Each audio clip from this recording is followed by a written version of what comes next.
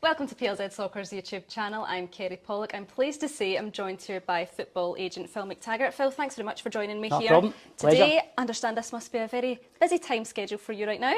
Absolutely. I think a lot of people get this misconception as well about football agents, that it's transfer window time. This is the only time that we work. But it's really honestly a 365-day-a-year job where your phone, where it's on at night, players needing something done. Yes, it's a transfer window. Yes, obviously this is when the kind of business happens. But honestly, the amount of work that goes on behind the scenes that nobody has a clue about is frightening. We'll get into that, but understand obviously you've been in the business for over 25 years. Yes. Is that right? Tell me, how did it first start then? You can't tell that anyway, can't you know, with the kind of Not good all, moisturiser or whatever that might be. No, 25 years, 1999 I started. You want me to tell you something? That was the year I was born. Oh, was it? Yeah. There you go. Which I go. Anyway, no, I got into it through my uncle was one of the first agents in the UK, and he was needing help, and basically I went in and I was the kind of apprentice, general dog's body, players, managers, different people were coming through the door and gone from being making coffee, putting parting, money in the parting meters, to just anything, just to build that wee bit of rapport, and then building relationships, which is a big thing I believe in going forward. So built a lot of trust at that point, which was great. How did you make your first deal then? How did that come about? Who was it? Were you nervous going into that meeting, or tell us about that? No, it's actually, I think I've told this story before because it's a brilliant story. Bear in mind, baby-faced, whatever, but think about 26 years ago, right? Very, very young looking. And I was very fortunate at the time working with big name players from both kind of Rangers and Celtic, where at that time, having that exposure, I was probably more ahead than what I kind of should have been. But one of the young boys at Rangers, a lad called Jimmy Gibson, he'll love this if he hears this story, right? But he was getting released for Rangers, the reserve team at the time. And it was right, once, Phil, can you help me? He says, I need some assistance kind of stuff. So anyway, I spoke to Clyde at the time, who were looking for a midfielder. Jimmy's weirder than me, by the way, right? So this is where it gets a bit funny. But the manager's a guy called Alan Kernigan at the time, and Jimmy played in this game. It was a bounce game kind of thing, and I remember after the game, Jimmy did all right, okay, but I went into the toilet and Big Kernigan, Big Kernie we call him, he was still in the toilet too, he was into the urinals, doing peas beside you, right? But I said to him, how did he get on? He said, he was brilliant. I said, well, are you signing him then? And he was like, come and see me on Monday. So on the Monday we went up, Jimmy was there. Long story short, they signed him. No money was made for me. It was more about Jimmy getting this opportunity away for the Rangers, which happens a lot with a lot of these players, whether it's Rangers, Celtic, or even a Motherwell, Hearts or Hibs. They have this dream about playing for the first team, and when that doesn't get realised, that's when they really need help to find the next rung of the ladder. Especially early on, did you find that players approached you, or how did you get in touch with players? Is it going through clubs? How does that come about? No, again, way back there, it's the same process as just now, but there wasn't as many agents at that time. So we were getting a lot of players coming to us because we had a lot of connections and a lot of things, and obviously built a lot of experience. But as the times went on, normal practice for an agent is to word of mouth or go to games at different levels, or maybe a family friend, these kind of things. And that's the way that I kind of recruit, is based off recommendations or word of mouth. You need to go and watch your players, you need to attend games and different stuff. And back in the day when you could write letters, used to write, I mean, this is what we're talking about, we used to write letters to players' addresses and hope they'd come back to you. Whereas nowadays, right, like the technology nowadays, you know, it could be emails or text messages or something you'd know quite quickly if you've got a chance. But seriously, used to write these kind of standard letters. We've seen you playing a game, we want to work with you, and right. That's how it happened. How many roles do you play then when you have a player in your management? You're an agent, are you like a social worker almost? How many boxes do you tick? Oh, honestly, probably more a social worker than you're an agent, to be honest, because the agent part of it, that's how when even doing a recruitment meeting, it's like, what do you expect from an agent? Like, people just see the whole scarf signing contract stuff, but it's more than that. It's about the trust that you need to build with not just the player, but the parents or whoever else is involved. And you're into everything. It might be, even here, we're in a beautiful place today, shooting in Booties, right?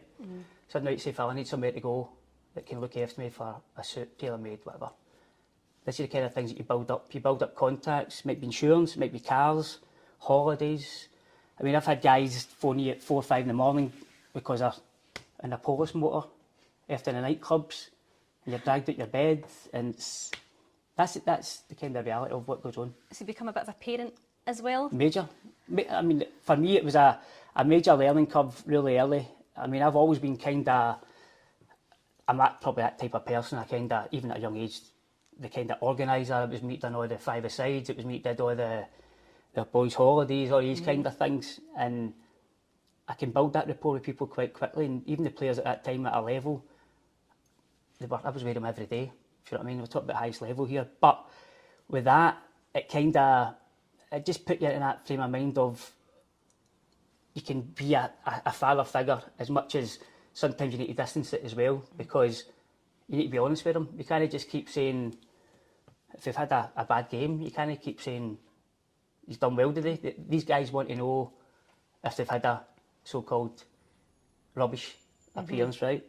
A lot of these guys got to get their ego stroked and stuff, but you need to be honest. Be honest with your players, be honest with yourself, and off the field as much as on the field. There's so much involved.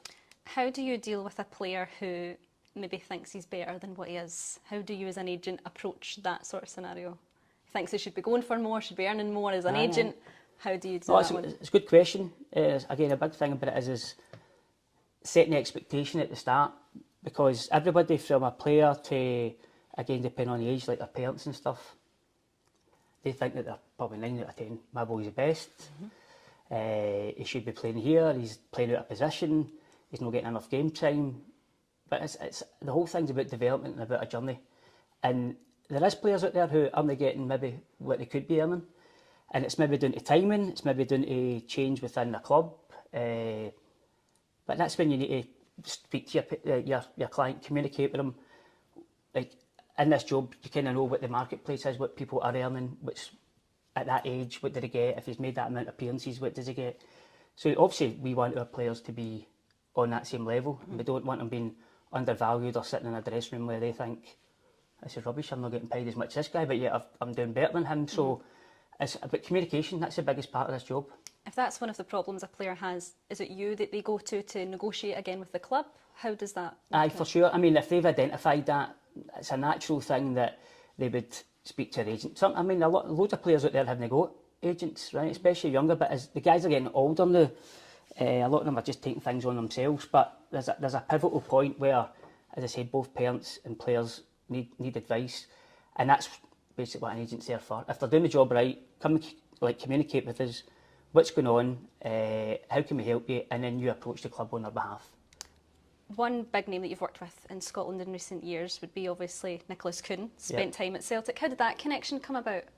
Again, that was actually with John through Christian Nerlinger, who used to play with Rangers. Ah, yeah. And Christian was Nicholas's agent, and we knew about the situation. And long story short, I was actually in Ireland doing another deal, and there was a lot of paperwork to get done.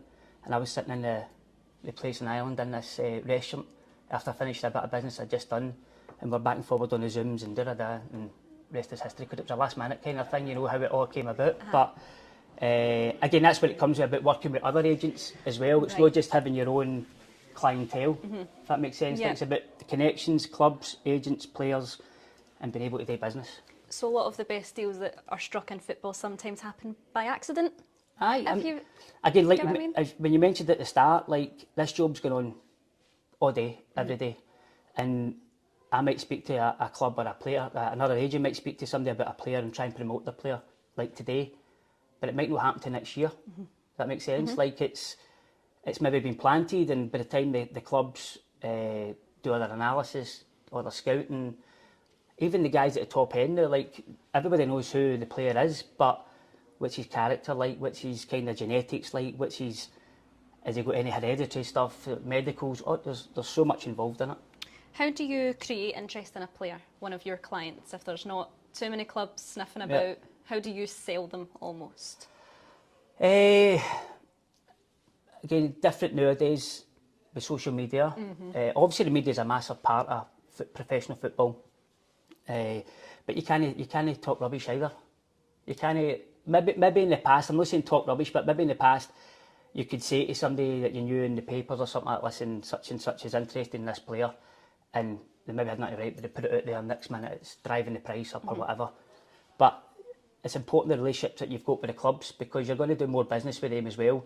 All these clubs have got their own media teams now as well, and if it's somebody that you've not got a relationship with, it's easy to put something out there. But professional wise, I wouldn't be putting any false narrative out there. Maybe just to say he's available, or he's out of contract, or he's not re-signed, and if there is some sort of interest for a certain club, then I would say, well, he's talked to this club or he's talked to that club, but ultimately nothing's happened. So you can utilise the media socially and written, radio, TV, whatever, to help that. But social media is a big part of it now. Comparing it to when you first started, are clubs easier or more difficult to deal with now? 100%, totally different, because I'm not saying back in the day, I'm only 45 years old, right? I don't want to say back in the day if I'm an old guy, but because I started so young, I remember standing at a fax machine. You might even know what a fax machine is. I don't know what that is, explain that one. I used to have about 10 CVs on an A4 bit of paper, might have been different names at different levels, and I was full day sending CVs by fax to clubs like that, right? And I mean, I've stood there for hours doing this. On top of that, guys spoke to you, like you actually picked up the phone and spoke. Whereas nowadays, a lot of sports directors, even the players, agents, clubs, it's all done, it's like WhatsApps, it's emails, it's more fast moving, and they've got a million agents speaking to them about players. So it all comes down to having the right product. See, if you've got the right product, people want to speak to you. That's the reality of it. We've all got contacts and you can all open doors and give people a leg up in that, but if the player's not good enough, it will not happen. As an agent nowadays, what are the most difficult things that you run into? What's the most difficult part of the job? Actually, a big part of the job now, which is difficult, is it depends what people are looking for at this, but if you're helping a young boy, it's about being honest with it at the start, and I suppose depending on the level, it's the kind of financial gain that people think's there in football agency stuff, or in the past, is totally different from what it used to be. Obviously, players at the highest level are getting 10, 20, 30, 40, 50, whatever, upwards. That's naturally, you're going to get commission at that, but there's loads of players that you spend loads of time with and their parents, and a lot of that for me is done through that kind of nurturing mentoring side that I was talking about, that I believe if he's good enough here, in a year, 2 or 3 years time, something might happen, and if you keep that relationship going, then anything's possible. But you're working 2 or 3 years there and no earning any money, when this is an actual, at the end of the day, it is a business. Do you know what I mean? So no matter if you love football, it's what somebody's belief about it is. Somebody might not entertain what I've done because they need a financial return quicker, but it's just always the way I've operated. We're in the middle of the window right now, as we mentioned at the beginning. Fans want to see the picture of the player with the scarf above the head, out in the pitch, name on the back of the shirt. But it's not as easy as getting to that point. What sort of processes hold things like that up? Millions of things. Again, if it's a transfer, you've got 2 clubs that need to agree. The 2 clubs might have agents working for them, and then there's an agent in the middle that looks after the player. So you need the mediator that's talking to everybody here. They might be waiting on trying to buy somebody else to then let this boy go. So there is a bit of a chain when it comes to these kind of things. Then when you do get all the things in agreements, you've got things like medicals, you've got visas. I mean, the whole since even the UK left the European Union, the governing body endorsement that the guys need to get now to come into the UK is tough compared to some guy from Spain could just walk in here in the past and sign them that day, whereas that's no possible now. But if a player's out of contract, obviously it's a lot easier. He's free, he's doing his training in the gym, and a club wants to see him, you arrange a meeting and they go and see him speak. Then they still need to go through the medical side. Negotiations, again, totally, if it comes to different levels, the guy might say, unless I get X amount, I can't do that because I've got a missus, I've got kids, and this is what I need, kind of stuff. So it's nothing's a guarantee. There's no guarantees. Yeah. Why do clubs, as we've seen it before many times and we'll see it more times coming, I'm sure, but why do clubs wait to the last minute? Is it things like that, or is it a negotiation thing that's going on? The clubs don't intentionally wait to the last minute. It just seems to be the chain reaction comes across it. So as I said at the start, a lot of these things are underneath getting worked on and pushed on. Obviously, when it gets closer to certain times, a club might wait to closer to time because they go, well, if you really want him, he's an extra 10 million or whatever it is. They can drive the price up. But then they risk that thing that the club at the other end might just say, no, we're not paying that, or somebody else comes in and pays it, whatever. So there is a bit of gamesmanship, obviously. But the whole transfer window situation, I mean, when I actually first started, there was no transfer windows. And it came in only 2 or 3 years after I started. We used to be able to sign players on a weekly basis. Clubs used to be able to sign players. It was that kind of freedom. Whereas now with the whole structure tying it into Europe, Italy, Spain, and obviously FIFA and how massive that is and all the things they're doing now. I mean, even this summer was a wee bit different because they had 2 different transfer windows this summer, which is kind of first time ever because of the Club World Cup. So in the UK or in England, they had, who was it, Man City and Chelsea playing at the Club World Cup. So they allowed every team in England could buy and sell players between the 1st and the 10th of June, right? And then it was closing again, and then it was going to open back up until the end of August, September time, as it normally is. So the window normally wouldn't open until normally around about the 9th or 10th of June. So this would be a bit different this year to give these clubs an opportunity. So FIFA's changing stuff all the time. Again, even agents' regulations, making it harder for agents to... that's not maybe saying making it harder. More stringent, more professional. But even when it comes to payments, etc. Because again, there's some brilliant agents out there doing brilliant jobs. And getting things through the red tape at FIFA can be quite difficult. Give me some of your success stories then. Deals that you've managed to get over the line. Names that have taken you ages to get in touch with, but you've ticked the box. To be fair, there's some belters. I mean, it depends on generation. I mean, right back at the start, I remember one of the first deals I was involved in, without the actual negotiating side, it was when Chris Sutton came to Celtic. So John was working with him, and basically I was driving about, drove him up to Peterhead the day that he signed, which was a massive thing because at that time it was Celtic's biggest signing at that time. I think it was only £6 million or something, but it was a big deal at the time. And that kind of propelled into other guys that I worked with from the Rangers, done a lot of business with Rangers at that time.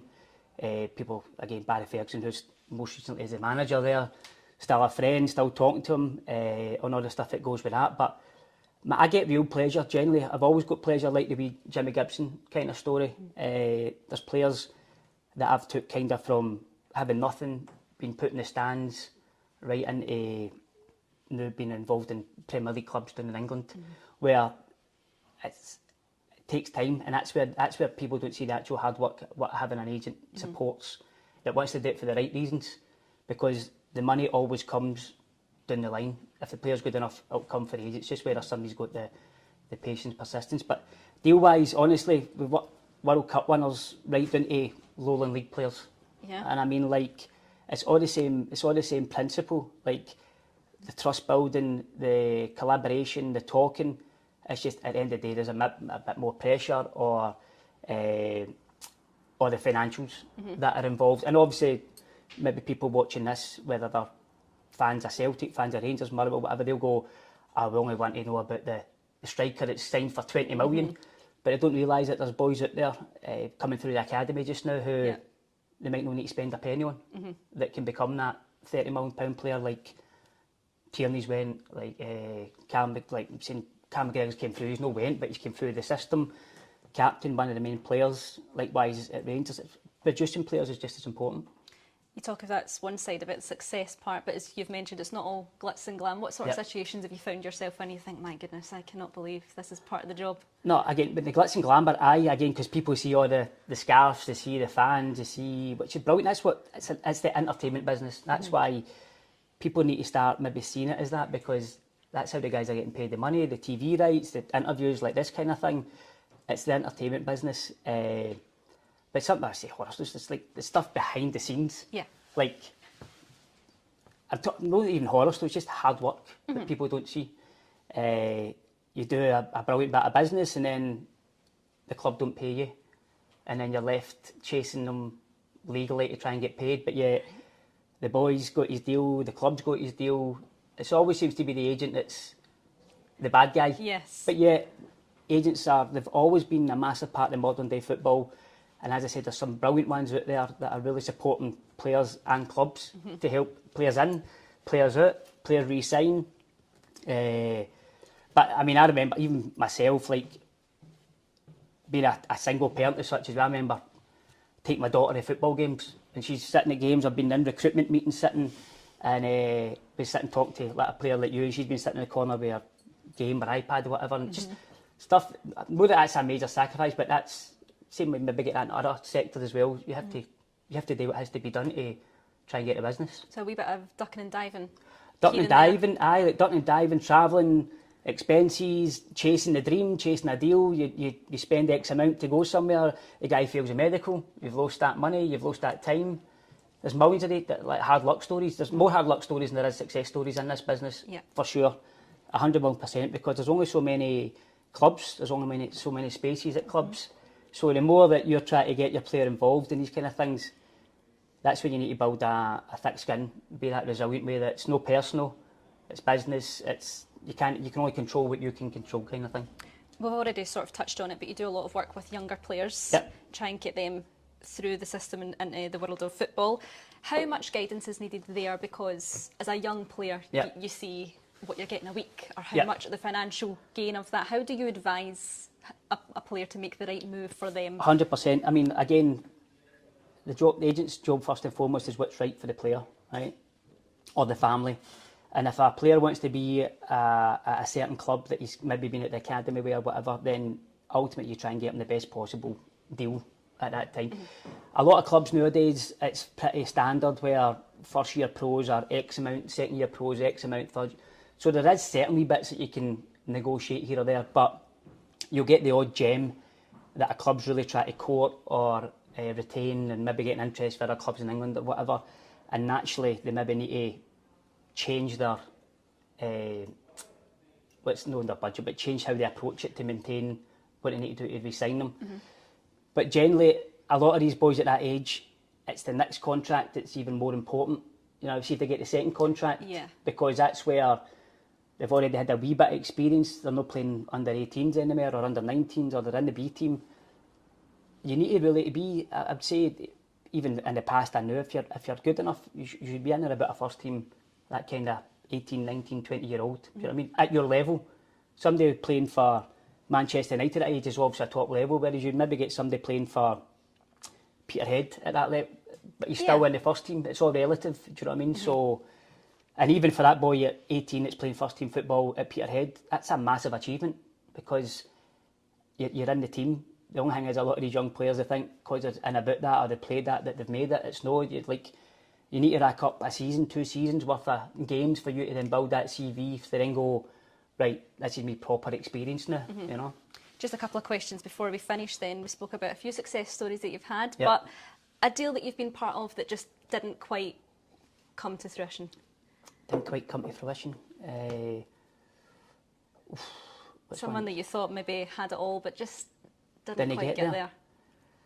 I mean, again, who was that one down south? I mean, I know a few stories about people failing medical stuff. Right. I don't want to bring that up. Okay. Right? Yeah.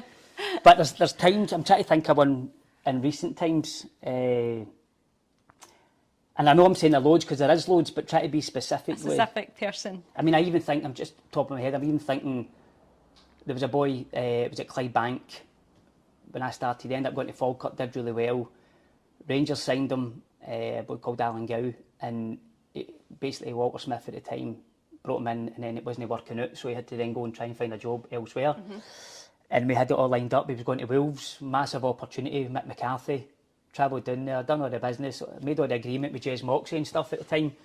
And the doctor, the specialist, says that Alan had a problem with his hip, and it was something like to do with biomechanical or something like that. It was like pure random what he'd said, and the boy was devastated. His missus, it was horrible to be part of that.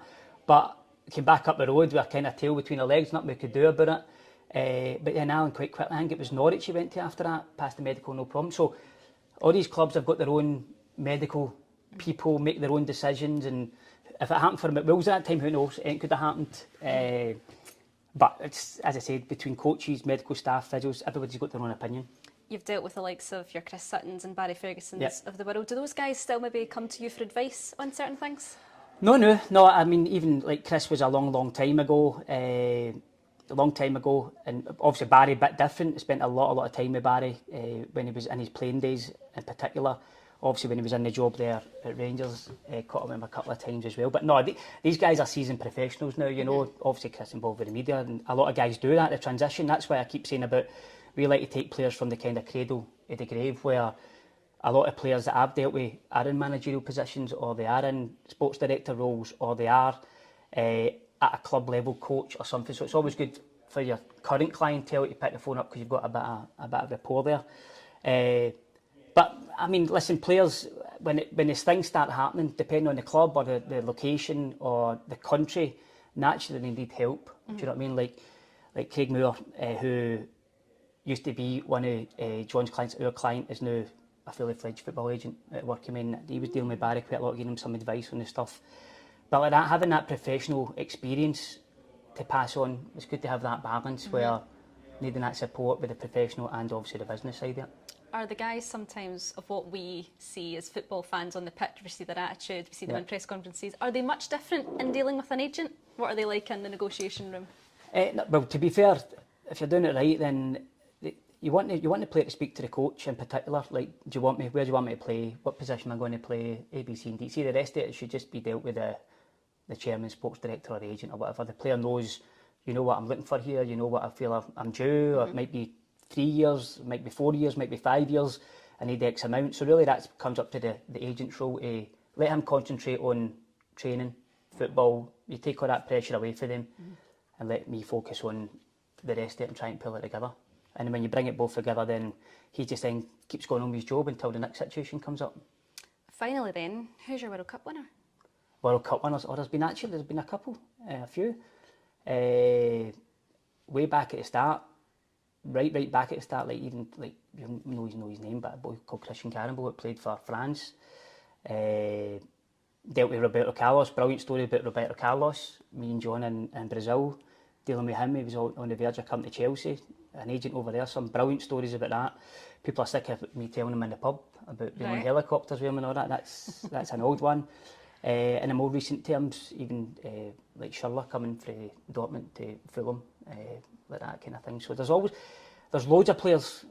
They're the ones that actually were successful, but every day at our level, we're speaking to players at that level who are playing at that level. So you're engaging with them, you're engaging with their agents or their clubs or whatever it might be. We might not physically represent them, but you might be dealing with another agent or somebody else in Saudi, for example, doing a lot of business there. So he's not your player, but you're dealing with him. If that makes sense. Right, okay. Right, so that's when you're kind of brokering, the kind of business that comes. And there's loads of them, but the success stories, as I said, are less than the actual ones that you've attempted deals. Has there been anybody, sorry, just finally, anyone that you've been surprised by as a person, that you've maybe had an idea in your head of what they might be like, but then you meet them and you're either disappointed or maybe surprised in any sort of way? Just by the way they come across, or what, as in like personality-wise, or attitude or personality? Positive or negative? Both, if you have it. Well, Louis Figo told me how to chat birds up in Spanish, put it that way. Excellent, brilliant. Which was a brilliant end to a meeting that we had, and because I've been learning Spanish for a while, since a bit of business we did, and I remember talking to him, and then he started giving me some chat lines for birds. Did it ever work? Hey, a man doesn't tell, I mean, doesn't kiss and tell. Don't kiss and tell.